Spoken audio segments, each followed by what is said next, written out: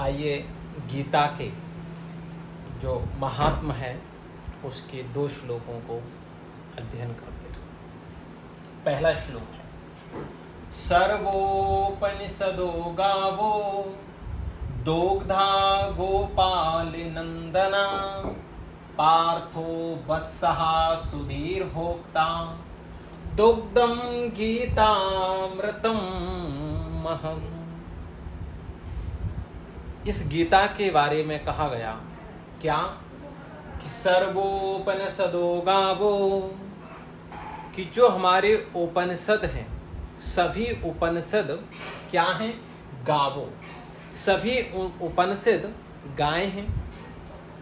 और दोग्धा गोपाल नंदना, और उपनिषद रूपी गाय को दोहने वाले कौन हैं? गोपाल नंदना, हमारे कृष्ण कन्हैया दोने वाले।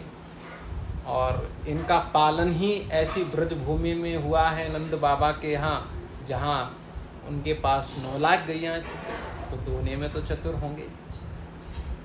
लेकिन गाय दूध कब देती है? जब उसका बछड़ा हो। तो बछड़ा कौन है? पार्थो वत्सः, अर्जुन उस गाय के बछड़े। और दुग्धम गीतामृतम महम्, और उस उपनिषद रूपी गाय से जो दूध निकलने वाला है वो दूध गीता है। और उस गीता रूपी दूध को पीने वाले कौन से हैं? सुधीर भोक्ता, यानी कि हम सब लोग। आपके मन में क्वेश्चन हो रहा होगा कि उपनिषद क्या होती है?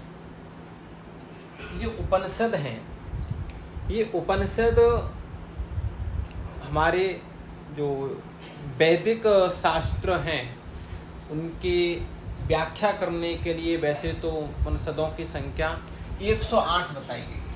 कितनी बताई गई है? 108। लेकिन मूलतः जो प्रमुख उपनिषद हैं उनकी संख्या 13 है लगभग। कितनी है? 13 उपनिषद। तो ये जो गीता है ये किसका दूध है? उपनिषदो, सर्वोपनिषदो गावो दोग्धा गोपाल नंदनः। और ऐसे गीता रूपी दूध को हम सब पीने वाले हैं। इसी गीता के विषय में वेद व्यास जी ने भी बड़ी सुंदर बात कही। क्या?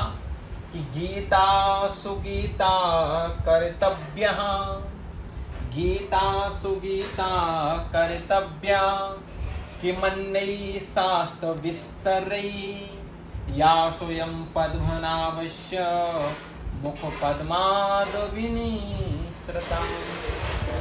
गीता के बारे में कहा गया है कि ये जो गीता है, गीता सुगीता, ये जो गीता है इसी गीता को हमें सुगीता करना है। सुगीता से तात्पर्य है कि हमको इसको गाना है, अपने जीवन में उतारना है। ये जो गीत है इसको सुगीत करना है।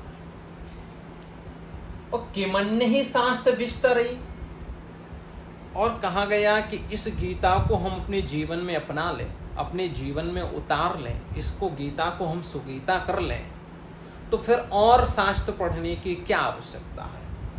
किमन्य, और अन्य शास्त्र पढ़ने की क्या आवश्यकता है? इसका ये बिल्कुल मतलब नहीं है कि और सब शास्त्र व्यर्थ हैं। यहाँ और सब शास्त्रों को व्यर्थ नहीं बताया गया। यहाँ ये कहा गया और फिर शास्त्रों की क्या आवश्यकता है। इसका तात्पर्य ये है कि अगर हमें दूध से, दूध का सार भाव क्या है? दूध का सार भाव है घी। और जब हमको घी ही मिल रहा है तो फिर हम दूध के चक्कर में क्यों पड़े? दूध को लेंगे, गर्म करेंगे, फिर उसको जामन डालेंगे, फिर वो दही बनेगा, फिर इसको बिलोएंगे, फिर उसमें मक्खन निकलेगा, फिर उसको गर्म करेंगे, तब हमको घी प्राप्त हो। और यहाँ डायरेक्ट ही घी प्राप्त हो रहा है, क्योंकि सर्वोपनिषदों का वो ऊपर हम पढ़ चुके हैं। सभी उन उपनिषदों का सार है गीता। गीता आपने पढ़ लिया तो आपको अलग से सांख्य नहीं पढ़ना है, आपको अलग से उपनिषद नहीं पढ़नी है, आपको फिर योग नहीं पढ़ना है, आपको सांख्य शास्त्र नहीं पढ़ना है, आपको और जो तमाम ग्रंथ हैं उन सबको नहीं पढ़ना है, क्योंकि हमारे भगवान श्री कृष्ण ने गीता में सार वस्तु को ही एकत्रीकरण करके हम सबको परोसा। गीता सार है, इसलिए कहा गया जब हमको सार ही मिल गया है तो फिर हम और शास्त्रों के चक्कर में क्यों पड़े। इसका ये बिल्कुल मतलब नहीं निकालना चाहिए कि और सब शास्त्र बेकार है। सब की अपनी अपनी महत्व है अपने स्थान पर, लेकिन गीता सभी शास्त्रों का सार है। और ये सार क्यों कहा? या स्वयं पद्मनाभस्य, भगवान स्वयं पद्मनाभ यानी कि हमारे जो कमल स्वरूप भगवान हैं उनके कमल रूपी मुखार बिंद से ये गीता निकली है। ऐसी दिव्य गीता को हम सुगीता करें और ये वीडियो हम जन जन तक पहुंचाएं, तो गीता अंदर से बीमार लोगों के लिए है। इसलिए अपने सभी यार मित्रों को, अपने स्नेही जन को, अपने परिवार को ये श्रवण कराएं और सबको शेयर करें। जय श्री राधे। अगले दिन फिर हम एक नए श्लोकों के साथ आपसे मिलेंगे। जय श्री राधे।